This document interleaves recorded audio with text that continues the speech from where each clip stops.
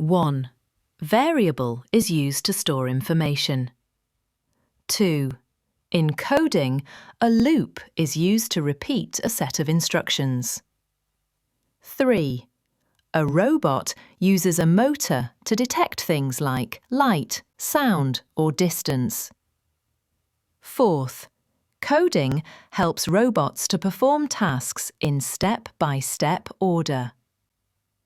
5th, the battery gives energy to a robot to work.